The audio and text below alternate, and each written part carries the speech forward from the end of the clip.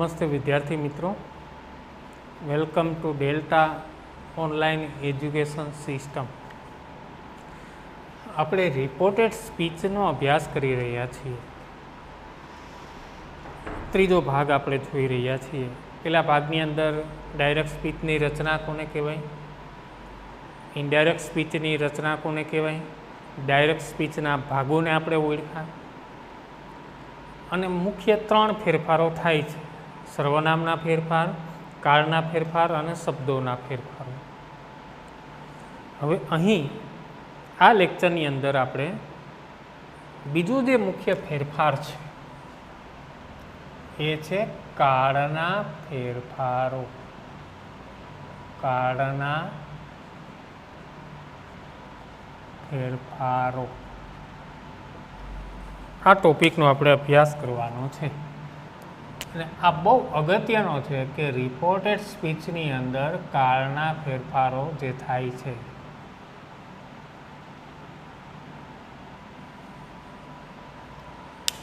સર્વનામના ફેરફારોની અંદર જોયું આપણે 3 મુદ્દા યાદ રાખવાના.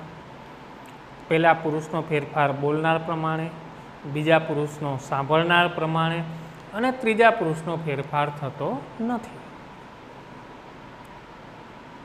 આટલી વસ્તુ આપણે જોઈ ખાસ. હવે જે કાળના ફેરફારો છે દોસ્તો, એ બહુ અગત્યના છે આપણા માટે. જોઈએ નંબર 1,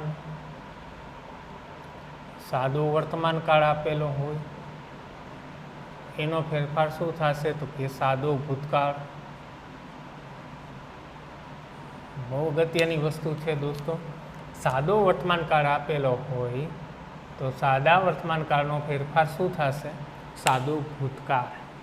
એનો મતલબ એવો થશે કે જો વાક્યની અંદર સાદો વર્તમાન કાળ એટલે શું શું આવે આ સમજો દોસ્તો.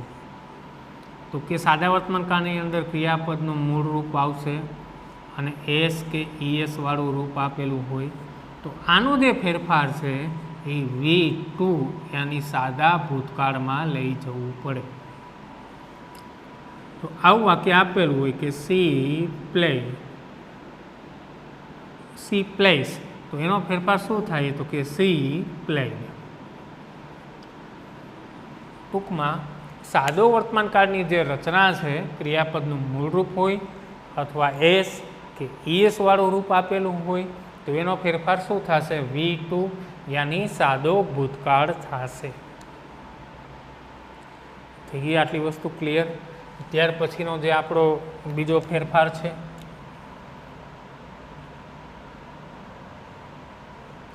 એ આપણા માટે બહુ અગત્યનો છે.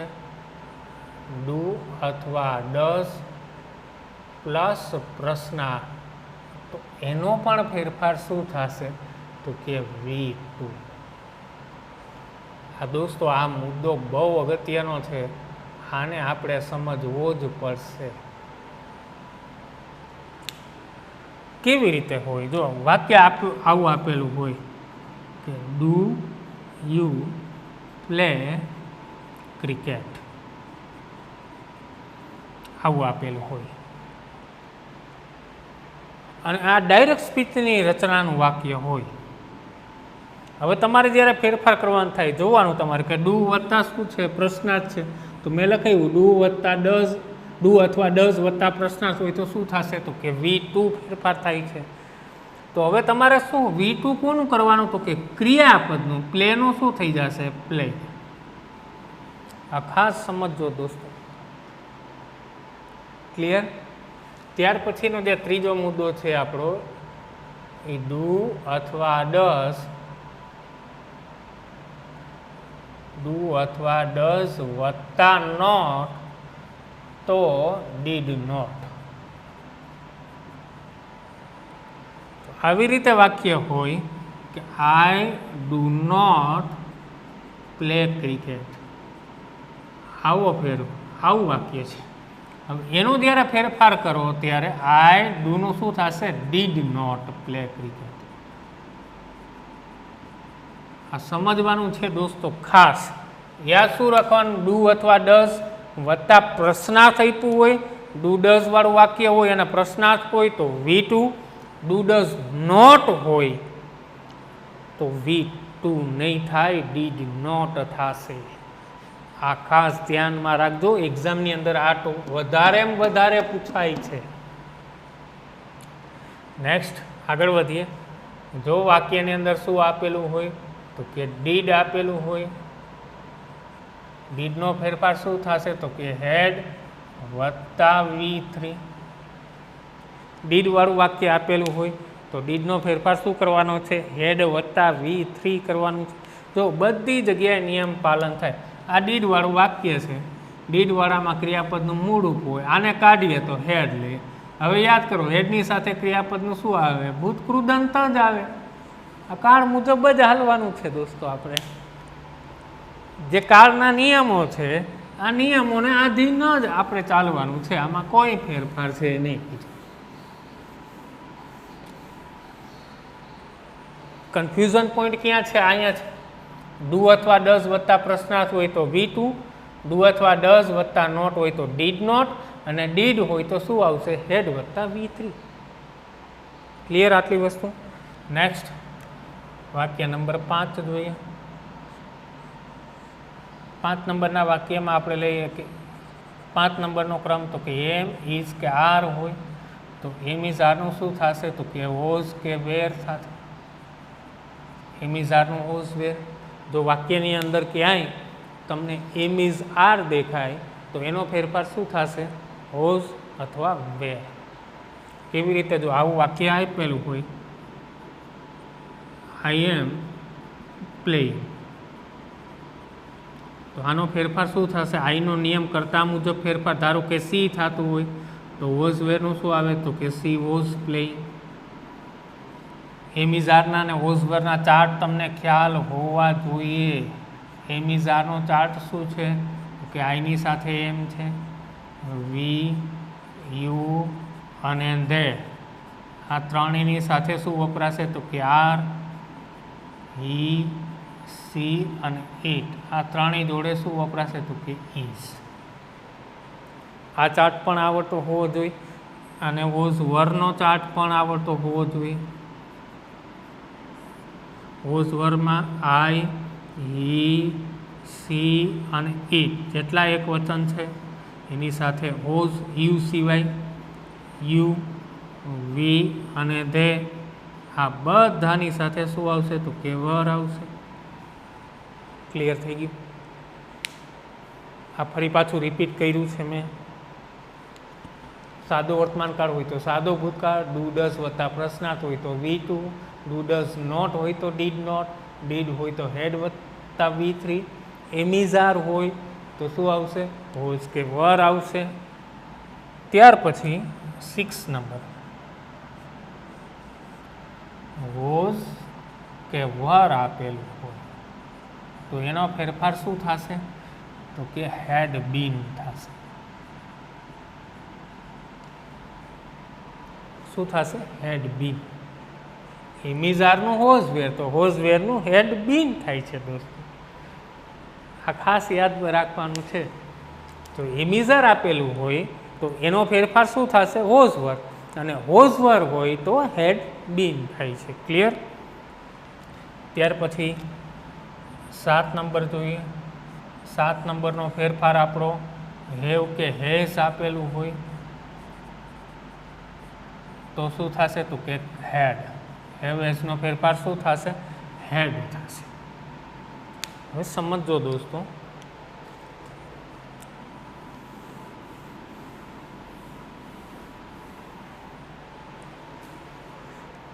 આવી રીતે વાક્ય આપેલું હોય, વી હેવ લર્ન ઇંગ્લિશ. આવી રીતે વાક્ય છે, વી હેવ લર્ન ઇંગ્લિશ. હવે હેવ હેઝનો ફેરફાર શું કરવાનો છે તો કે હેવ હેઝનું શું કરવાનું છે, હેડ. હેવ હેઝ પછી V3 આવે તો હેડ પછી V3 તો રહેવાનું જ છે નિયમ મુજબ. આપણે હેવ હેઝનું હેડ. ત્યાર પછી 8મો ફેરફાર, હેડનું હેડી થશે અને હેડ હેડી થાય.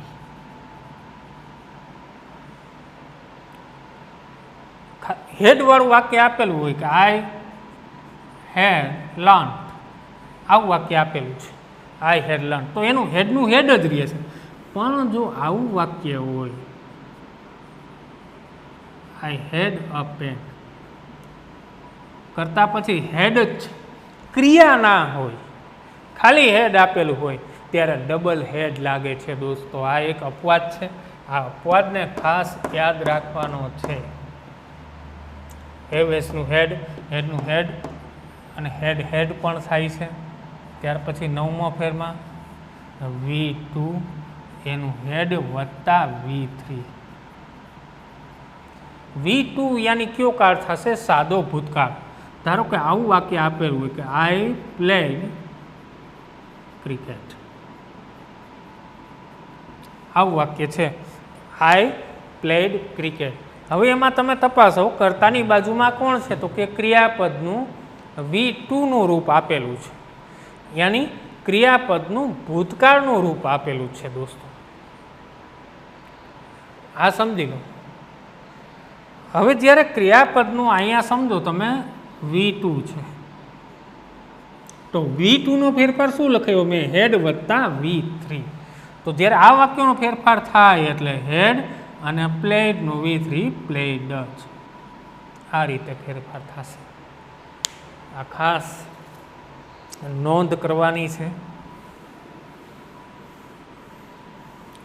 મુખ્ય બધા ક્રિયાપદો જો આવી ગયા. સાદા વર્તમાન કાળનું સાદો ભૂતકાળ, ડુ ડસ વત્તા પ્રશ્નાર્થ હોય તો V2. એક આ અપવાદને ખાસ ધ્યાનમાં લેજો. અને એક હેડવાળો અપવાદ છે. એમિઝાર હોય તો હોઝવેર, હોઝવરનું હેડ બીન, હેવેસનું હેડ, હેડનું હેડ, V2નું હેડ. ત્યાર પછી 10 નંબરનો ક્રમાંક જોઈએ. જો કેન આપેલું હોય તો કેનનું શું થશે? તો કે કુડ થશે. મેં આપેલું હોય તો મેનું શું થશે? તો કે માઇટ થશે.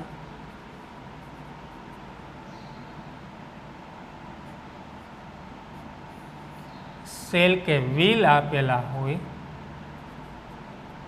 તો સેલ વ્હીલનું શું કરીએ છીએ? વુડ કરવાનું છે. આ 3 ખાસ યાદ રાખવાના છે. કેનનું કુડ, મેનું માઇટ, સેલ વ્હીલ આપેલા હોય તો એનું વુડ થાય છે. ત્યાર પછી 13 number,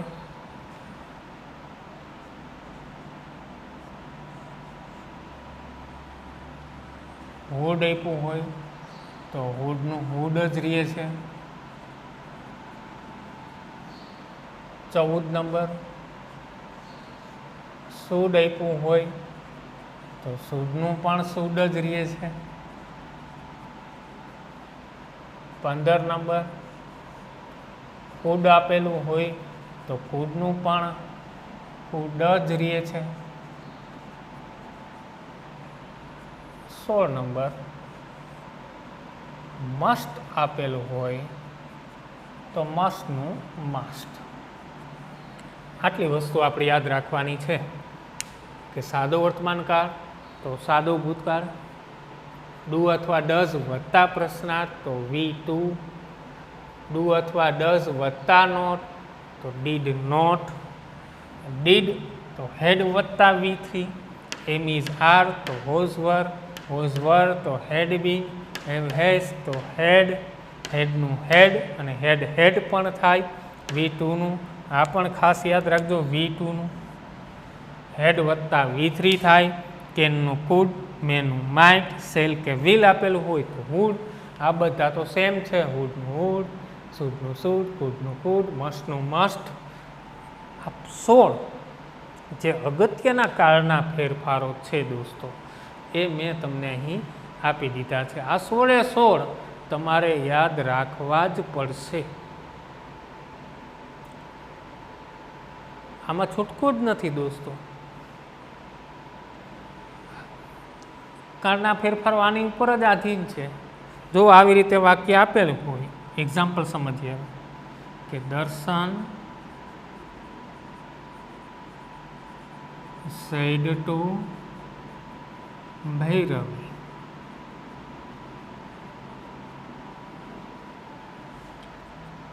I saw that film. આવું વાક્ય છે. દર્શન said to Bhairavi, I saw that film. તો જો બોલનાર કોણ છે તો કે દર્શન છે. said to નો ફેરફાર શું થશે? ટોલ. સાંભળનાર કોણ છે તો કે ભૈરવી છે. સંયોજક શું આવશે તો કે ધેટ. હવે જે ફેરફારો છે આપણે બે ફેરફારો શીખાઈ હવે આમાં લાગુ પાડવાના છે. હવે તમે વિચારો આગળનો જે વિડીયો આપણે બનાવ્યો છે આઈ વાળો સર્વનામ વાળો, આ સર્વનામ વાળા વિડીયોની અંદર આઈનો જે ફેરફાર છે આઈ કેટલામ પુરુષમાં આવે છે દોસ્તો? તો કે આઈ પ્રથમ પુરુષમાં આવે છે. તો આ પહેલા પુરુષનો ફેરફાર કોના પ્રમાણે થાય? બોલનાર. બોલનાર કોણ છે તો કે દર્શન છે. તો દર્શન માટે શું આવશે? હી. હવે કાળ નક્કી કરવાનો છે. કાળ જો કર્તાની બાજુમાં કોણ છે? ક્રિયાપદ ઉપરથી કાળ નક્કી થાય. તો કે કર્તાની બાજુમાં V2 છે. V2 નો ફેરફાર શું કરીએ છીએ તો કે હેડ વત્તા V3. 9 નંબરનો ફેરફાર V2 નો હેડ વત્તા V3 એટલે હેડ. V3 કોનું તો કે આ રહ્યું સોનું. શું થશે તો કે સીન ધેટ ફિલ્મ. આ રીતે ફેરફાર થાય છે દોસ્તો. હજી જોઈએ આગળ. હજી એક ઉદાહરણ તો કે mister Sahani said to his wife. Mister Sahani said to his wife.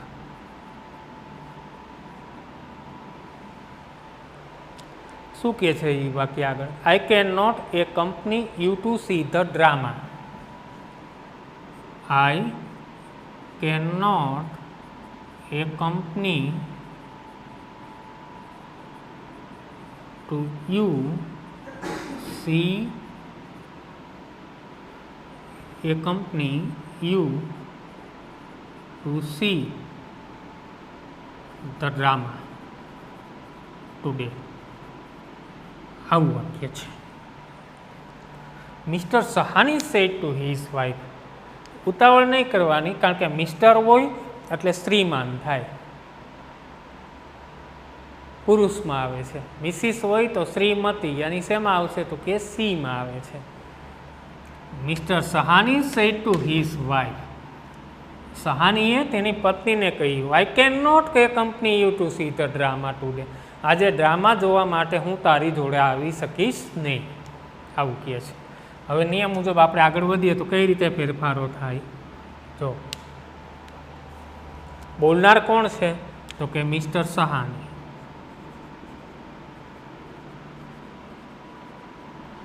Said to નો ફેરફાર શું થશે તો કે ટોલ. સાંભળનાર કોણ છે તો કે હિઝ વાઇફ. સંયોજક મૂકી દો ધેટ. આઈનો ફેરફાર કરવાનો છે. આઈ કેટલામ પુરુષમાં આવે તો કે આઈ પ્રથમ પુરુષમાં આવે. પહેલા પુરુષનો ફેરફાર કોના પ્રમાણે થાય? બોલનાર. બોલનાર કોણ છે? મિસ્ટર સહાની. તો એની પહેલી વિભક્તિ કઈ થશે તો કે હી. કેન. કેનનો ફેરફાર 10 નંબર પર જો કુડ છે. કેન નોટ છે તો કુડ નોટ. A company. હવે જે આ યુ છે આ યુના પહેલો અને બીજી બે વિભક્તિ સેમ છે. તો એની અંદર પણ મેં તમને કહેલું છે કે જો યુ પછી ક્રિયાપદ હોય તો એ કઈ વિભક્તિ સમજવાની? પ્રથમ વિભક્તિ સમજવાની છે. હવે અહીંયા નથી ટુ છે તો આ કેટલામ વિભક્તિ થાય? બીજી. યુ કેટલામ પુરુષમાં આવે તો કે બીજા પુરુષમાં આવે. બીજા પુરુષનો ફેરફાર કોના પ્રમાણે થાય? સાંભળનાર પ્રમાણે થાય. સાંભળનાર કોણ છે? હિઝ વાઇફ છે. His wife. વાઇફ શેમાં આવશે તો કે સીમાં આવે. એના સર્વનામ ક્યાં છે તો કે બીજું છે હર. એટલે ઈનો ફેરફાર શું થશે? Her to see the drama ટુડેનું શું થશે તો કે ધેટ ડે. આ રીતે દોસ્તો ફેરફાર થાય છે. સર્વનામના ફેરફાર અને કાળના ફેરફાર. આ બેઉ ફેરફાર આપણા માટે બહુ અગત્યના છે. સર્વનામ માટે તમારે જે ચાર્ટ છે, જે કર્તા વિભક્તિઓ છે I, we, you, they, he, she, it આ બધાનો અભ્યાસ કરવો પડશે. અને જે કાળના ફેરફાર છે એમાં તમારે આ 16 ફેરફારો યાદ રાખવાના. સાદું ટૂંકમાં કહું તમને, એક શોર્ટ ટ્રીકની અંદર કહું તો આ રીતે છે. જો સાદો વર્તમાન કાળ હોય એનો ફેરફાર શું થાય? સાદો ભૂતકાળ. અને સાદો ભૂતકાળ હોય તો શું થાય? તો કે પૂર્ણ ભૂતકાળ. આ રીતે જ છે. સાદો વર્તમાન કાળ હોય તો શું થાય? સાદો ભૂતકાળ. સાદો ભૂતકાળ હોય તો શું થાય? પૂર્ણ ભૂતકાળ. જો ચાલુ વર્તમાન કાળ હોય તો શું થાય? તો કે ચાલુ ભૂતકાળ થાય. ચાલુ ભૂતકાળ આપેલો હોય તો શું થાય? તો કે ચાલુ પૂર્ણ ભૂતકાળ થાય છે. આ તમે ખાલી 2 લાઈન યાદ રાખી લો. આ ગોલ્ડન 2 લાઈન છે અંગ્રેજી શીખવા માટેની. આ ગોલ્ડન 2 લાઈન છે દોસ્તો. આ 2 લાઈન ખાલી યાદ રાખી લો, પતી ગયું. બીજું કાળમાં આ 16નું કંઈ યાદ રાખવાનું નથી. ખાલી આ પાછળના યાદ રાખવાના છે. Can, could, may, might, shall, will, would, શુડનું શુડ, વુડનું વુડ, કુડનું કુડ અને મસ્ટનું મસ્ટ. આ 2 લાઈન બહુ અગત્યની છે આપણા માટે કે સાદો વર્તમાન કાળ હોય તો સાદો ભૂતકાળ, સાદો ભૂતકાળ હોય તો પૂર્ણ ભૂતકાળ, ચાલુ વર્તમાન કાળ હોય તો ચાલુ ભૂતકાળ, ચાલુ ભૂતકાળ હોય તો ચાલુ પૂર્ણ ભૂતકાળ. બધી જગ્યાએ ફેરફાર છે. એમ જો સાદો વર્તમાન કાળ, સાદો ભૂતકાળ છે. વીટુ, ડીડ એ પણ સાદા ભૂતકાળમાં જ આવે છે. સાદા ભૂતકાળની નકાર વાક્ય રચનામાં ડીડ આવે છે દોસ્તો. 2 સેમ છે. આ 2 લાઈન યાદ રાખી લો માઇન્ડની અંદર. આ 2 લાઈન યાદ રાખીને ખાલી આમ વાંચીને નહીં, તમને કાળનો કોન્સેપ્ટ ક્લિયર હોય, જો કાળ તમને આવડતા હોય તો આ 2 લાઈન આવડે એટલે તમને ફેરફાર આવડી જાય દોસ્તો. આ ગેરંટી. ત્યાર પછી હવે આમાં જે અગત્યની વસ્તુ છે દોસ્તો એ તમને ખાસ હું નોટ કરાવું.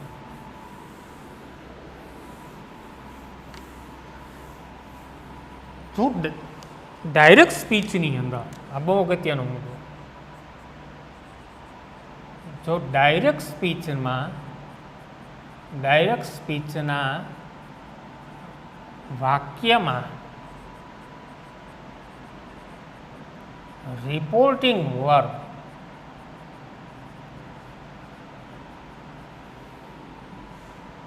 વર્તમાન કાળ કે ભવિષ્ય કાળમાં હોય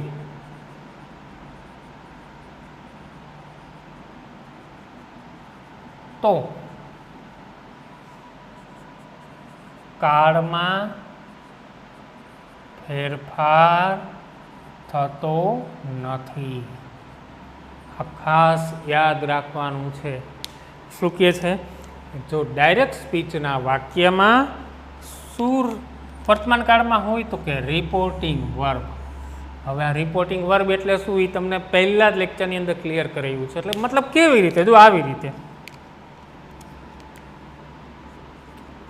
Rohan tells to his brother.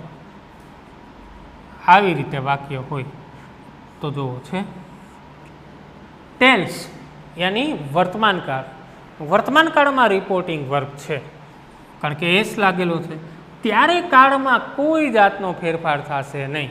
આ દોસ્તો ખાસ યાદ રાખવાનું છે કે જ્યારે રિપોર્ટિંગ વર્બ વર્તમાન કાળમાં હોય કે ભવિષ્યકાળમાં, ભવિષ્યકાળ એટલે શેલ વિલ ને ક્રિયાપદ આપેલું હોય ત્યારે કાળની અંદર કોઈ ફેરફાર થતો નથી.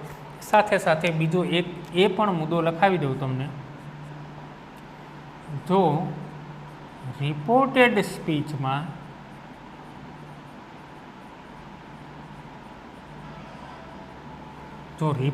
સ્પીચમાં કોઈ સનાતન સત્ય કહેવતો હોય તો કાળમાં કે સર્વનામમાં ફેરફાર થતો નથી. આ પણ યાદ રાખવાનું છે દોસ્તો. આ 2 મુદ્દા ખાસ યાદ રાખવાના છે. નહીંતર તો આપણે આ બસ આ ગોખી નાખશી ફેરફારો, શેનું વાક્ય છે એ જોશું નહીં. વર્તમાન કાળમાં હોય રિપોર્ટિંગ વર્ક કે ભવિષ્યમાં તો બી કાળમાં ફેરફાર નહીં. કોઈ સનાતન સત્ય કહેવતો હોય તો બી કાળમાં સર્વનામમાં ફેરફાર થશે નહીં. તો વિદ્યાર્થી મિત્રો, આપણે જે મુખ્ય 3 ફેરફારો છે સર્વનામના, કાળના અને શબ્દોના, એમાંથી 2 મુખ્ય ફેરફારો જે આપણા હૃદય જેવા છે ફેરફારો, આ જે 4 માર્કનો ટોપિક છે, આ 4 માર્ક માટે આ 3 ફેરફારો આપણે ખાસ યાદ રાખવાના છે. એમાં 2 ફેરફારો આપણે કમ્પ્લીટ કર્યા છે. નેક્સ્ટ લેક્ચરની અંદર આપણે 3જો ફેરફાર કરીએ. તો વિદ્યાર્થી મિત્રો, ખાસ આપણી ચેનલને સબસ્ક્રાઈબ કરો, વિડીયોને શેર કરો, વધારેમાં વધારે લાઈક કરો. Thank you very much.